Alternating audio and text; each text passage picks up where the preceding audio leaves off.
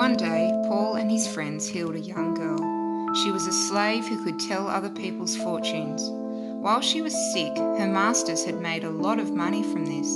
When Paul made her better, her masters could not make any more money.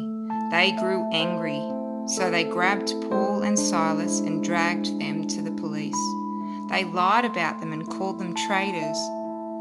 An angry mob beat up Paul and Silas. They threw the two men into prison. Paul and Silas had their feet fastened between heavy blocks of wood. They were chained and put under heavy guard.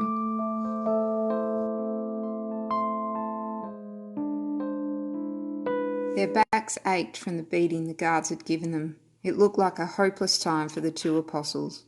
Paul and Silas did not give up. They did not complain. Instead, they sang. At about midnight, they sang and prayed, praising God. The other prisoners listened to them. Suddenly, a great earthquake shook the prison. The cell doors swung open. Everyone's chains came undone. The jailer woke up and saw all the doors open. He thought all the prisoners had escaped. He knew his punishment would be terrible. Paul cried out, "Don't hurt yourself. We're all still here."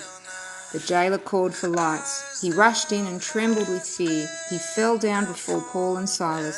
Then he led them out of the prison. He asked, "Tell me, please, how do I become a follower of your God?"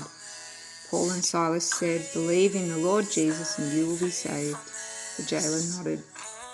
Then he brought Paul and Silas to his own home. There he washed their wounds. The rest of the family listened to Paul talk about Jesus. They wanted to become Christians too. The jailer and his family were all baptized right there. Then they served a meal to the apostles. Everyone was filled with joy because they knew what it meant to believe in God.